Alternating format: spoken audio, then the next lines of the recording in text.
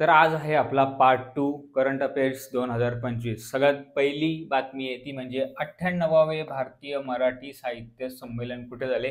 मराठी साहित्य संमेलन दरवर्षी होत असतं बघा. 98वं कुठं झाले तर नवी दिल्ली येथे झाले. पंतप्रधान मोदी स्वतः इथे गेले होते.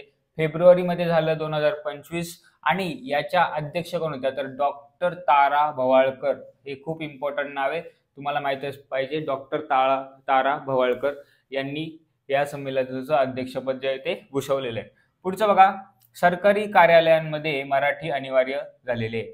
सरकारी कार्यालय म्हणजे त्यामध्ये सगळे आपले तहसीलचे आले, नंतर बाकी सेतू वगैरे सगळ्या जिल्हाधिकारी ऑफिस झालं, सगळ्यांमध्ये मराठी अनिवार्य, म्हणजे संभाषणामध्ये जी मराठी आहे ती अनिवार्य आहे सर्व एम्प्लॉईजसाठी, कर्मचाऱ्यांसाठी. पण परदेशी व्यक्ती तिथे कोणती आली किंवा अमराठी व्यक्ती तिथे आली तर त्यांच्याशी तुम्ही मराठी व्यतिरिक्त अन्य भाषेमध्ये संभाषण करू शकता.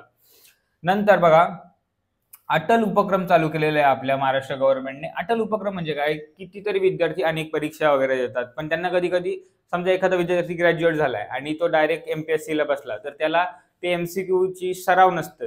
मग त्या अशा विद्यार्थ्यांसाठी एक प्रॅक्टिस म्हणून अटल उपक्रम चालू केलेला आहे की त्यांना विद्यार्थ्यांना पुढे जाऊन अशा स्पर्धा परीक्षा देण्यासाठी एक प्रॅक्टिस व्हावी आणि एक इंट्रोडक्शन व्हावं. तर अटलचं फुल फॉर्म तुम्हाला विचारू शकतात बघा. अटल त्यांनी कसं केलेलं आहे, अटलचं ए म्हणजे असेसमेंट, टी म्हणजे टेस्ट, नंतर ए म्हणजे अँड आणि L म्हणजे लर्निंग. म्हणजे असेसमेंट, टेस्ट अँड लर्निंग. म्हणजे तुमची तिथे असेसमेंट म्हणजे सराव परीक्षा वगैरे घेतला जाणार. नंतर बघूया आपण इकडे बघा, 1 एप्रिल पासून फास्टॅग कंपल्सरी. आता फास्टॅग म्हणजे काय असतो, फास्टॅग एक स्टिकर असतो, तो आपण आपल्या कारच्या उजव्या किंवा डाव्या बाजूला लावतो आणि त्यामुळे काय होतं, म्हणजे तुम्ही जेव्हा टोल वरून पास होते तुमची गाडी तेव्हा ऑटोमॅटिकली तुमच्या त्या फास्टॅग अकाउंट मधनं जर तुमचा बॅलन्स असेल किंवा बँक अकाउंट लिंक असेल त्याच्यातनं त्या पर्टिक्युलर तुमचा जेवढा टोल असेल तेवढा टोल कट होतो. म्हणजे तुम्हाला उतरून गाडीतून कॅश देणं वगैरे किंवा तिथे ट्रान्झॅक्शन करायची काही गरज नाहीये. पण जर तुमचं फास्टॅग व्यवस्थित लागलं नसेल किंवा त्याच्यामध्ये बॅलन्स नसेल आणि तुम्हाला फास्टॅग विदाऊट फास्टॅग जर टोल द्यायचा असेल तर तुम्हाला डबलनी टोल द्यावा लागतो. आणि फास्टॅग मध्ये कोणती टेक्नॉलॉजी वापरली जाते याच्याबद्दल तुम्हाला प्रश्न विचारू शकतात. तर फास्टॅग मध्ये बघा, रेडिओ फ्रिक्वेन्सी आयडेंटिफिकेशन ही टेक्नॉलॉजी वापरली जाते. त्या फास्टॅगच्या स्टिकर मध्ये पूर्ण तुमच्या गाडीची बँक अकाउंट डिटेल्स सगळी इन्फॉर्मेशन त्यामध्ये नमूद असते आणि ती डिटेक्ट कशाने होते तर रेडिओ फ्रिक्वेन्सी आयडेंटिफिकेशनने नमूद होते. पुढे खूप महत्वाचा प्रश्न आहे बघा, राज्य निवडणूक आयुक्त निवड अधिकार. बघा, आधी राज्य निवडणूक आयुक्तांची निवड कशी व्हायची तर आधी राज्यमंत्री आणि मंत्रिमंडळ शिफारससाठी उमेदवारांची यादी बनवायचे. मग नंतर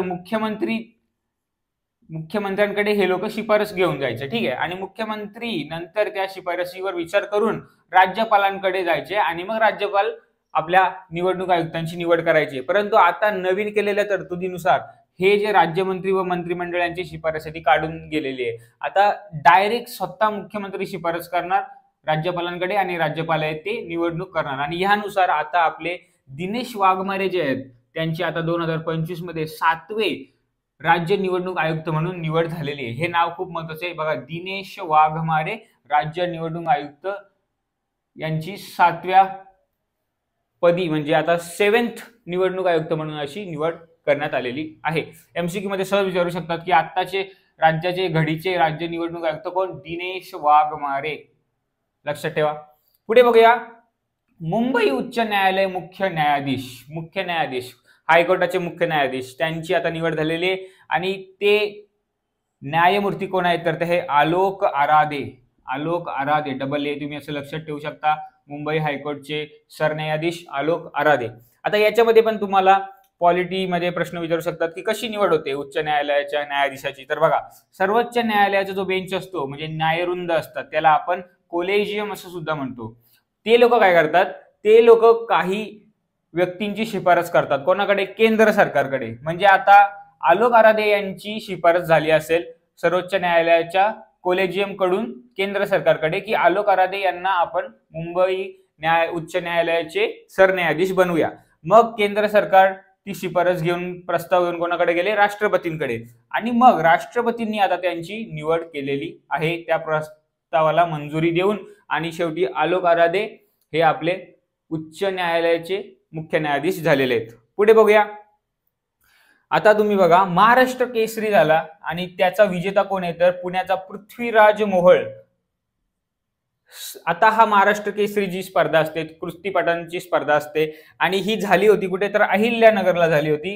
राज्यस्तरीय अजिंक्यपद कुस्ती स्पर्धा कुठे झाली? अहिल्यानगर. कितवी?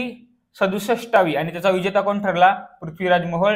आणि दुसरा 2 नंबर आला शिवराज साक्षे.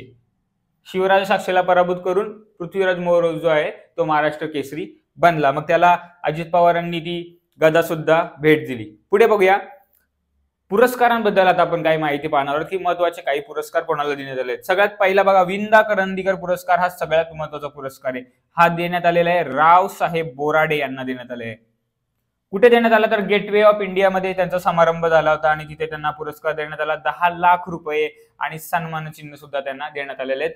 विंदा करंदीकर, रावसाहेब बोराडे, पाठ करून ठेवा. नंतर अजून 2-3 पुरस्कार मी तुम्हाला इथे सांगू इच्छितो. बघा, डॉक्टर मंगेश पाडगावकर भाषा संवर्धन. भाषा संवर्धन हा पुरस्कार कोणाला देण्यात आला? तर श्रीमती भीमाबाई जोंधळे.